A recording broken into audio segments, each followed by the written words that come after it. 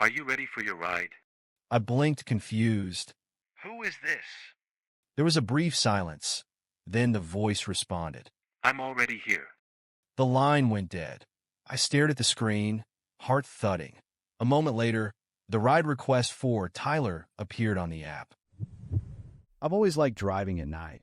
Something about the quiet roads and the hum of the engine soothes me.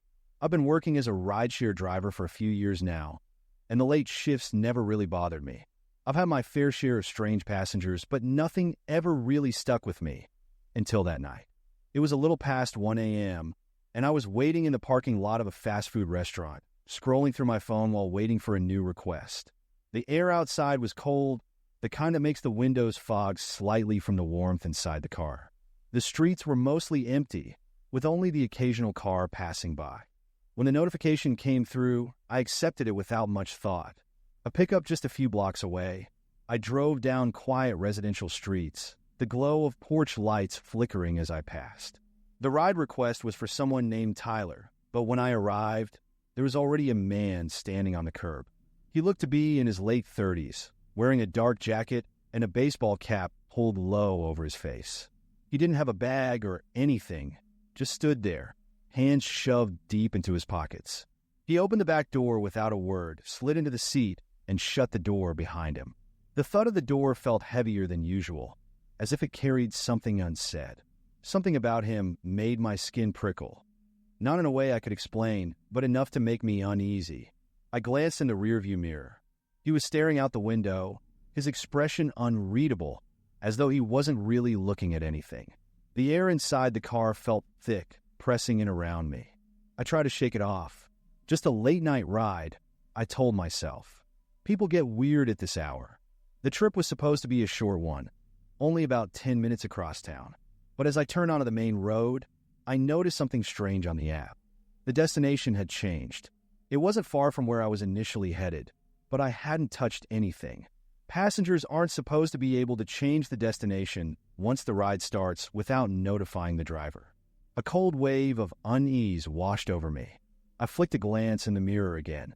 He was still looking out the window, motionless, as though he hadn't noticed the change.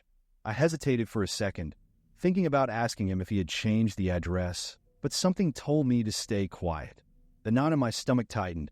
I drove on, following the new route the app had set.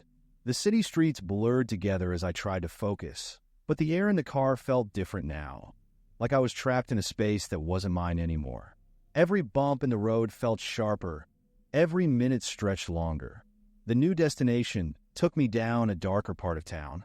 The buildings here were older, the kind with boarded-up windows and cracked sidewalks. As I got closer, the houses grew sparse, and the street lights became fewer and farther between. And then, as I made the final turn, I saw it. The street I'd just driven down was closed off by a police car, red and blue lights flashing silently in the night. My heart started racing. I hadn't noticed it when I came this way, but now it was impossible to miss. I pulled the car over to the side, unsure what to do next. The man in the back seat shifted slightly, the first movement he'd made since getting in. My pulse hammered in my throat. Something was wrong. This whole thing felt off, like I was part of a plan I didn't understand. That's when the thought hit me. What if this wasn't Tyler? I gripped the steering wheel tighter, trying to remember the ride details. The pickup address had matched, but the man hadn't confirmed his name when he got in, and I'd been too tired to ask. I glanced again in the rearview mirror, trying to make out more of his face, but the shadows hid him too well. The silence between us grew unbearable.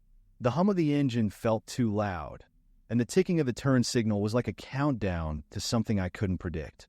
I thought about turning around, canceling the ride, anything to get out of this situation. But before I could act, the man leaned forward slightly. The weight of his movement made my breath hitch. He didn't say anything, just reached slowly into his pocket. Every instinct in my body screamed at me to move, to get out of the car, but I stayed frozen, gripping the wheel as though it could anchor me. He pulled out a phone. For a split second, the screen illuminated his face, a glimpse of sunken eyes and pale skin. He tapped a few times on the screen, then held it up so I could see.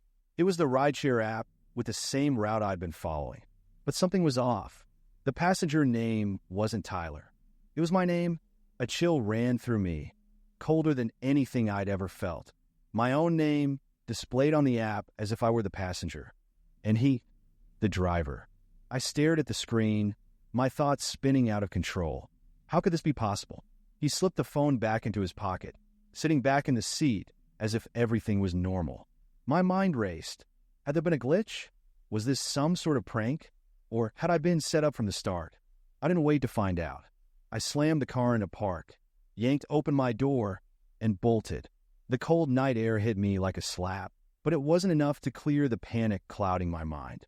I ran toward the nearest building, not daring to look back. When I reached safety and pulled out my own phone, the ride was still active. But the driver, the man in the back seat, was gone. Just an empty car sitting on the side of the road, waiting for someone to claim it. The police arrived not long after, but they found nothing suspicious. The man was gone, and the app showed nothing unusual, just an ordinary ride canceled midway through. No trace of him, no explanation for the switch. To this day, I don't know what really happened.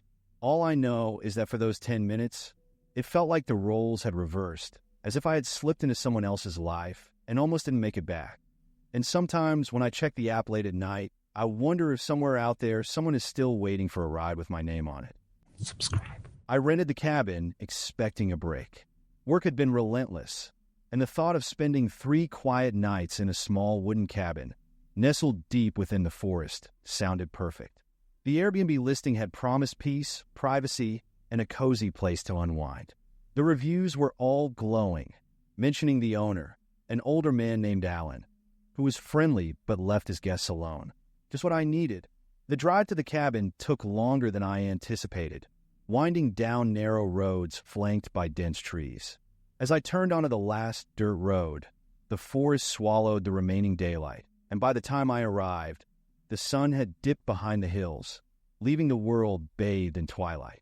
The cabin stood at the edge of a small clearing, just as the pictures had shown. It had a porch with a rocking chair and tall windows overlooking the forest. I parked, grabbed my bag, and stepped out into the crisp evening air.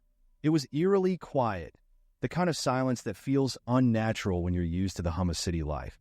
Alan wasn't around to greet me, though he had messaged earlier, saying the key would be under the mat.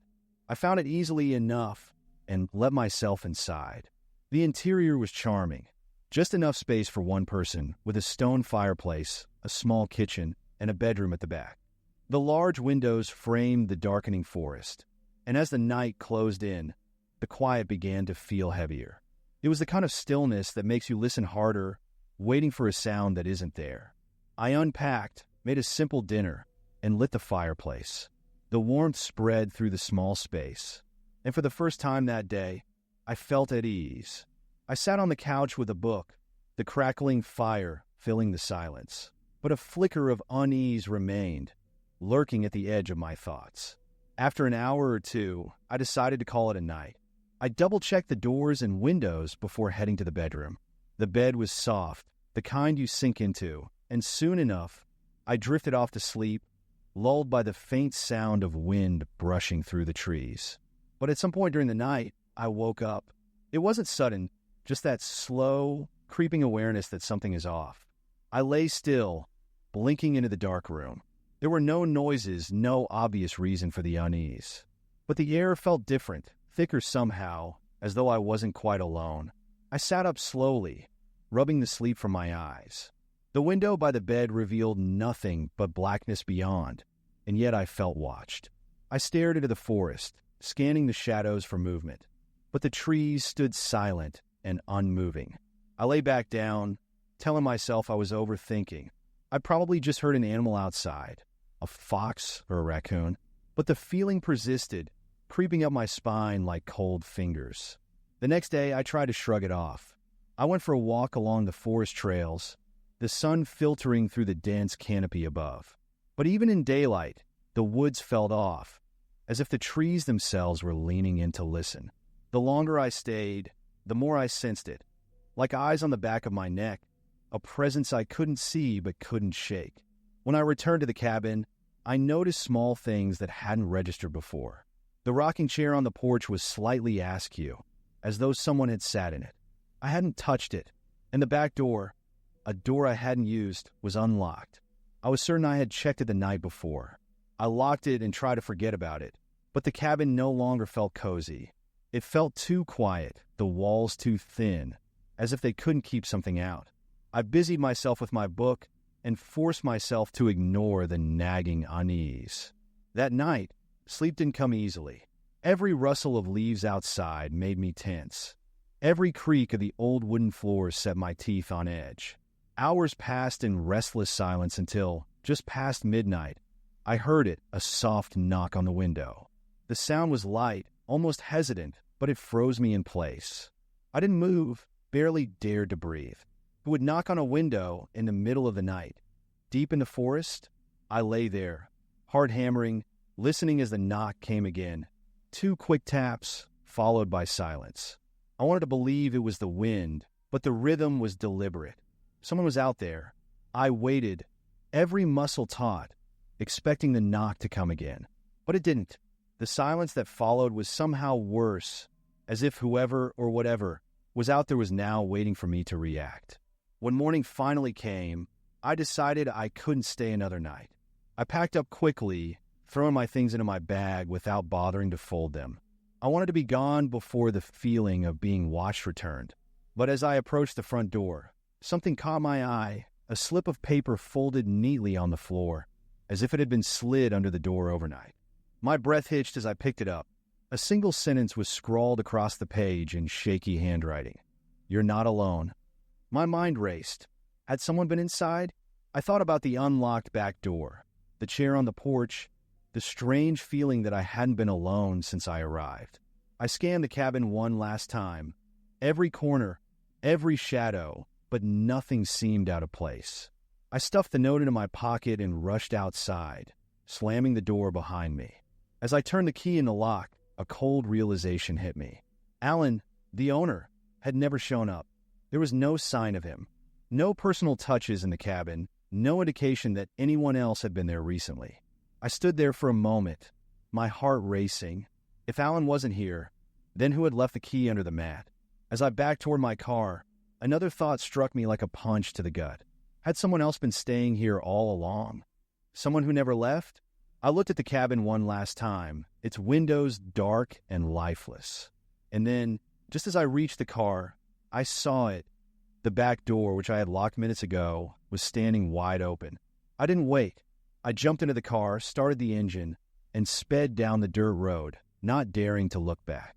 The cabin faded into the trees behind me, swallowed by the forest, and with it, the unsettling knowledge that I had never truly been alone. The office at night always felt different. The fluorescent lights buzzed faintly above my desk, the only source of light in the open-plan space. Everyone had gone home hours ago, leaving me in the company of the occasional hum of the air conditioner and the distant creaks of the old wooden floors. I like working late sometimes. It gave me the peace I needed to meet deadlines. But that night, something was off, though I couldn't say exactly what. It was close to midnight, and I could feel the exhaustion creeping into my bones. My back ached from sitting too long, and my eyes were starting to blur from staring at spreadsheets. I told myself I would wrap up the last few tasks and head home, but it was harder to concentrate now. A strange sense of unease started to settle in the room, like the air had thickened somehow. That's when I noticed it, a flicker of movement at the edge of my vision. I stopped typing, holding my breath for a moment, and looked up. Nothing. Just rows of empty desks stretching into the dark corners of the office. I shook my head, telling myself it was the fatigue playing tricks on me, but the tight knot in my stomach didn't loosen. I tried to focus again, the rhythmic tapping of my fingers on the keyboard, the only sound breaking the heavy silence. Then, just as I was considering calling it a night, I heard it, the faintest shuffle just beyond the office door. I froze, my fingers hovering above the keyboard. It wasn't loud, more like the scuff of a shoe across carpet. I stared at the door, my heartbeat quickening. Maybe someone had come back for something they forgot. But who? There was no reason for anyone to return this late. I stood slowly, my movements deliberate, listening for any further sounds. The shuffle came again, this time closer, just outside the door.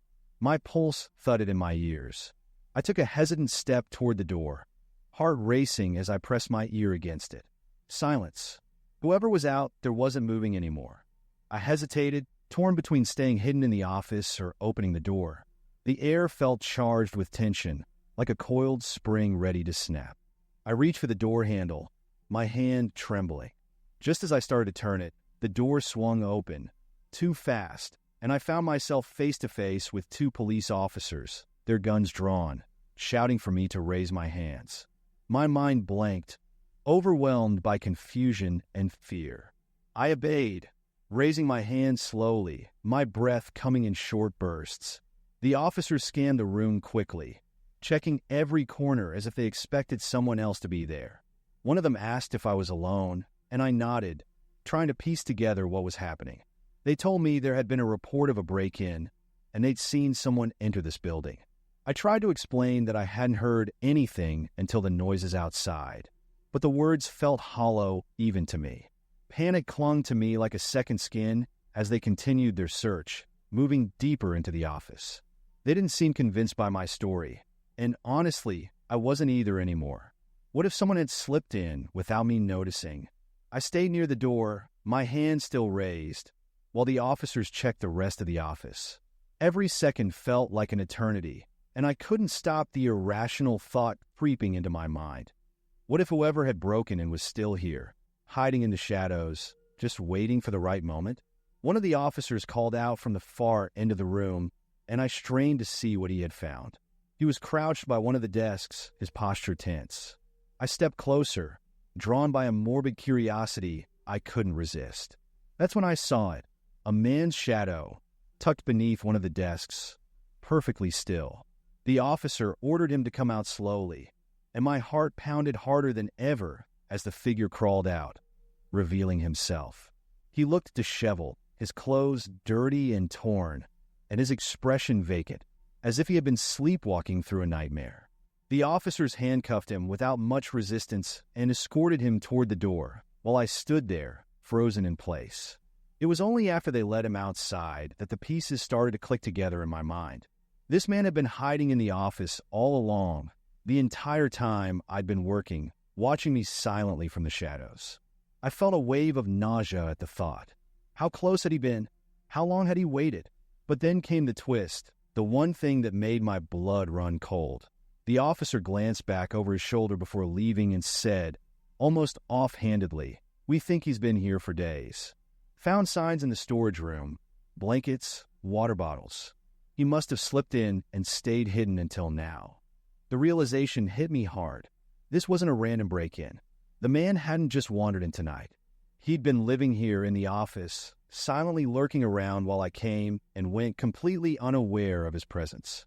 Every late-night shift, every quiet hour spent working alone, he had been here somewhere watching. I stared at the spot where they found him, feeling an icy chill crawl up my spine. How many times had I been in this room with him? Only a few feet away. Had he stood behind me, just out of sight, while I typed away, oblivious? The thought haunted me as I gathered my things, unable to stay in the office for another second. The familiar space I had found comfort in now felt foreign, tainted by the knowledge that I had unknowingly shared it with a stranger. I left the building that night and never stayed late again. Even now, when I walk past that row of desks, I feel the echo of his presence, as if the shadows remember him, even if he's long gone. And every time I sit down to work, I can't help but wonder, how many more places, how many more moments in my life have been shared with someone I never even noticed? The drive home felt like a release. I'd spent hours in the office, hunched over my desk, tweaking designs for a demanding client. By the time I left, the sun had sunk below the horizon, and the sky was smeared with shades of deep orange and navy. I usually enjoyed the stillness of late evenings, but that night, the silence wrapped around me a little too tightly. I pulled into the driveway of my small suburban house, the same one I'd lived in alone for the past 3 years. It was tucked at the edge of the neighborhood, far enough from the main roads to be peaceful, but close enough to not feel isolated. I liked the sense of quiet control it gave me, Until that night, as I unlocked the front door, the house greeted me with the familiar stillness I was used to. Everything was in its place, just as I'd left it that morning. I shrugged off my jacket, letting it drop onto the entryway chair, and felt that first wave of tired satisfaction. The day was behind me. The weekend stretched out ahead, untouched. I wandered toward the kitchen, thinking about grabbing a cold drink and settling on the couch. But the moment I stepped into the dimly lit room, I noticed something strange. A faint light was spilling across the kitchen floor. My pulse quickened. I stopped, squinting, trying to place the source. It was coming from the freezer. The door was open, just slightly, enough for the cool glow to cast shadows along the cupboards and refrigerator. I felt the first tendrils of unease coil around my stomach. I hadn't opened the freezer that morning. I distinctly remembered grabbing my lunch from the fridge and locking the house behind me. I stood there, staring at the glowing crack in the freezer door. My mind immediately sought a logical explanation. Maybe I'd been distracted and forgot to close it properly. Maybe it popped open on its own, a loose seal, a mechanical issue. These things happen, I told myself. But as I moved closer, the weight of the house shifted.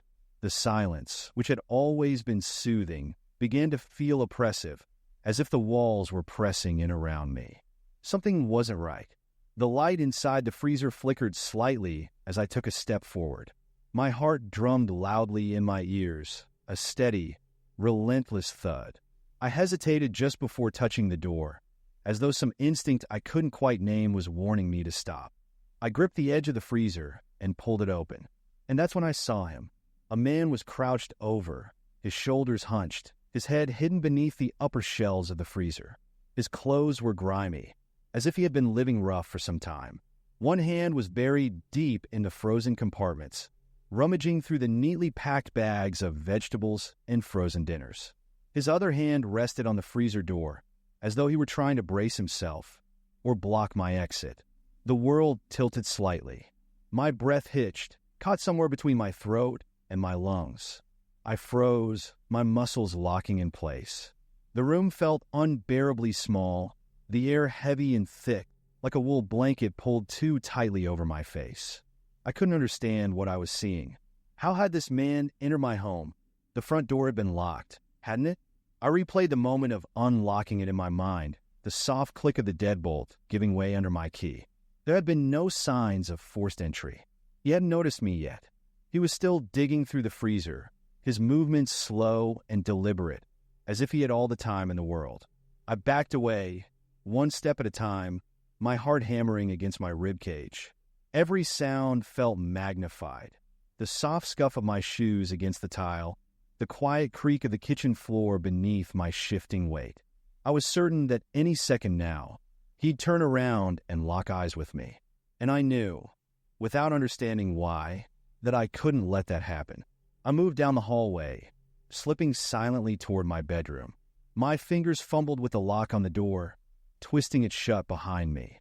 The faint click of the bolts sliding into place felt like the loudest noise in the world. I leaned against the door, my breath shallow and quick, my entire body trembling. The panic coursed through me like a flood, numbing my limbs and clouding my thoughts. I reached for my phone, which lay on the nightstand, and dialed emergency services with shaking hands. The operator's voice was calm, steady, asking me questions I couldn't focus on. I whispered my address, trying not to let the fear creep into my voice. And then I heard it, the soft creak of footsteps, deliberate and slow, moving through the house. He was walking down the hall. My pulse pounded so hard it hurt. The footsteps paused outside my bedroom door. I pressed my ear to the wood, holding my breath. The door handle jiggled just once. I bit my lip, suppressing a whimper as the jiggling stopped. And then silence. I stayed there, frozen in place, until I heard the distant sound of sirens. Relief washed over me in a wave so strong I almost cried. But it wasn't over yet. What if he heard the sirens too? What if he was waiting for me to make a move?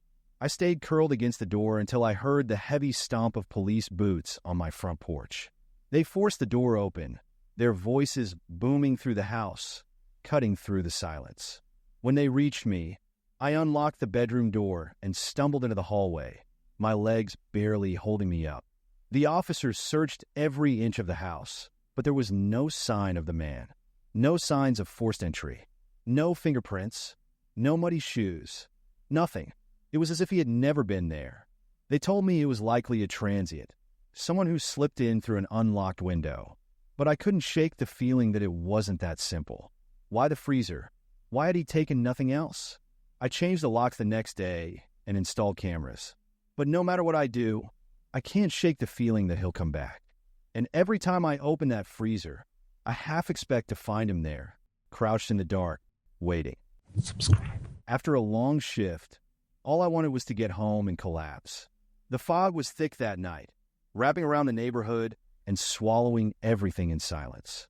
I was too tired to think clearly, barely paying attention as I parked outside what I thought was my house. The porch looked right. The chipped red mailbox was where it always was. I grabbed my keys, found the familiar one, and slid it into the lock. It turned smoothly, and I pushed the door open. The house was dark and quiet. I kicked off my shoes without a second thought, the door clicking shut behind me. Something about the air felt strange, cooler, stiller, as if the space had been untouched. There was a faint smell, a lemony clean scent that I didn't recognize. I tried to brush off the nagging feeling. After a long day, it was easy to get paranoid. I headed toward the kitchen, planning to grab some water before bed. When I flicked the light switch, the bulb stuttered before casting a weak, dim glow over the room. Everything was where I remembered, same counters, same cabinets, but then I saw the refrigerator. The magnets were different. I stared at them, trying to place them. Random souvenirs from places I'd never visited, little trinkets I didn't own.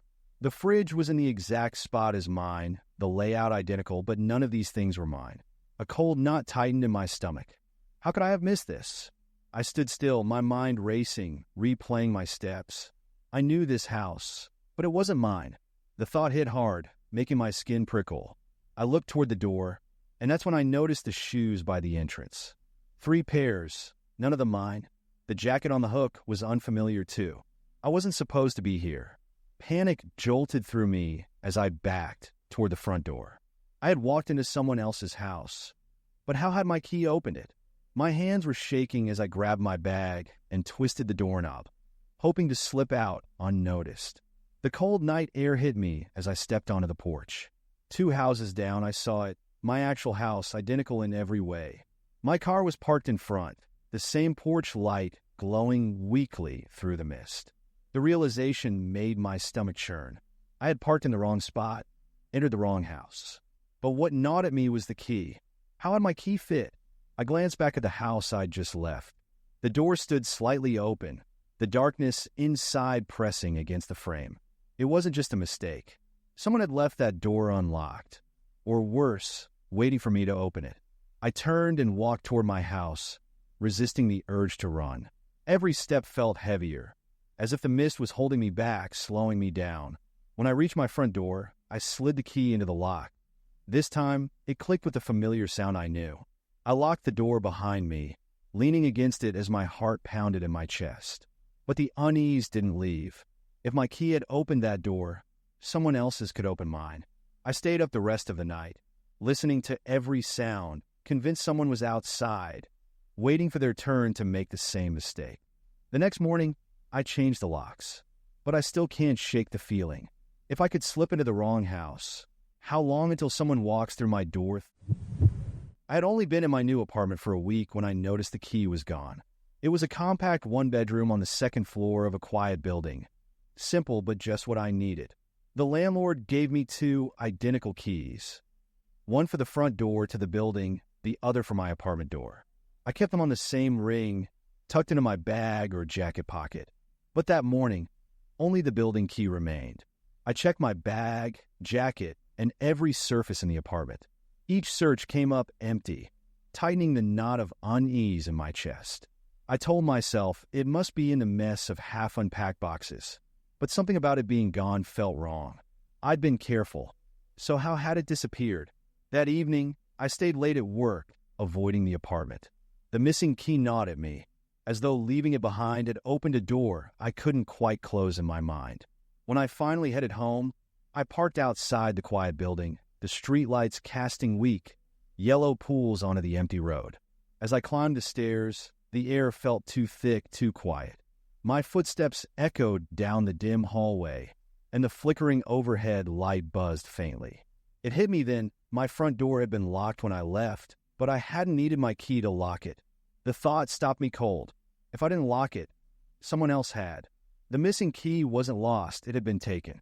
I unlocked the door with my other key, but dread prickled along my spine. The door groaned softly as I pushed it open, revealing the same cramped, unfinished space I had left that morning. Everything looked untouched, boxes still in corners, clothes draped over furniture. But the atmosphere felt off, as though the apartment no longer belonged to me. I searched every room, every closet, trying to convince myself it was just paranoia. But the silence inside wasn't comforting. It pressed in around me, heavy and stifling, like the air held some secret I wasn't meant to know. That night, I lay in bed wide awake, every creak of the floorboards setting my pulse racing. Gusts of wind rattled the window panes, but it wasn't the storm outside that unsettled me. It was the idea that someone had been inside, maybe still was, and had locked the door behind them. I spent the next morning packing a bag. The apartment felt like a trap now. I wasn't staying another night, not without knowing where the missing key had gone. I called the landlord, hoping for an explanation, but he insisted that only I had the key. No spares, no maintenance staff, no chance of it being a mix-up. I was halfway through folding clothes into my suitcase when I saw it. The missing key, sitting perfectly centered on the nightstand beside my bed. My heart dropped. I had searched that nightstand yesterday. It was empty. The key hadn't been lost or misplaced. It had been taken and returned. Deliberately. Someone had been here while I slept and left it where I would find it. I grabbed my things and bolted. I didn't bother locking the door behind me, my hands shaking too much to hold the key. I raced down the hallway and out into the cold morning air, my breath coming in short bursts. Even now, I can't explain who took the key or why they put it back. All I know is that someone wanted me to know they had been inside and that they could come back anytime they wanted. And that thought has stayed with me, no matter where I go. When I opened my mailbox that morning, I found an envelope addressed to the man next door. It had my name on it as the sender. The sight stopped me cold. I'd never met the neighbor, let alone send him anything. I turned the envelope over, scanning for clues, but it was plain. No stamp, no markings. Just my name and address on the top corner and his name underneath. I stood there on my porch, staring at the letter like it might explain itself. Had I misremembered sending it? Maybe it was some sort of mix-up? I felt an itch of discomfort creep into my thoughts. I hadn't interacted with him once, but somehow he had my name and address. I tossed the envelope back into my mailbox, planning to ignore it. But the unease stayed with me throughout the day, gnawing at the edges of my thoughts. The house next door had always been quiet, too quiet. When the new neighbor moved in, I hadn't even seen him. Just subtle signs, lights flickering at odd hours, the hum of the TV playing static late into the night. No introductions, no noise, no signs of life beyond those flickers. The battered sedan in his driveway never moved. It was rare to see anyone come or go. The first unsettling thing I noticed was the package that had been left on his porch earlier that week. It sat untouched for days. Even when the rain started and soaked the cardboard, it stayed right where it was. I'd watched it from my window, expecting him to take it inside, but no one did. Then there was the car. The passenger door was ajar one morning, just a crack, but it stayed the way all day. By evening, the door had silently closed again. I never saw anyone leave the house or even approach the car. It was as if the house operated on its own, with no visible occupant. Things got stranger after the letter appeared in my mailbox. I started to notice that small pieces of my own mail were missing. Utility bills, a magazine subscription I'd been waiting for. I assumed it was just a postal mix-up at first, but the coincidence gnawed at me. Then, one night, something woke me. The sound of heavy furniture dragging across the floor. It was coming from his house. Slow, deliberate scrapes, like someone was pulling a heavy chair from one end of the room to the other. I sat up in bed, my pulse racing. Who moves furniture in the middle of the night? I tried to convince myself it was nothing, but something about the noise made my skin crawl. It wasn't restless movement. It was intentional. In the morning, I couldn't resist anymore. I needed to know. I walked over to his house, telling myself I'd just drop off the letter and leave. The front door was open again, just slightly, barely enough to notice, but it beckoned in a way I couldn't ignore. I stepped inside, calling out softly, but the house was silent. The air smelled off like stale cleaning products and something sour beneath it. The living room was unsettling. A chair, the one I'd heard dragging in the night, was turned toward the wall, away from the window. A strange setup, as though someone had been sitting there, staring at nothing. But then I saw it. The same package from the porch, now on the table, still unopened. And next to it, a small stack of mail. My mail. Letters, bills, even magazines I thought had gone missing. They were all sitting there, arranged neatly, like someone had collected them on purpose. A chill ran down my spine as I backed toward the door. That's when I saw the envelope again. This time on the dining table, addressed from me to him, still unopened. I grabbed it with shaky hands, tearing it open in a rush. Inside was a single sheet of paper with just one thing written on it. I've been watching you too. I dropped the letter, heart hammering in my chest. Someone had been intercepting my mail, keeping track of me, waiting for me to notice. And somehow, they knew I would come inside today.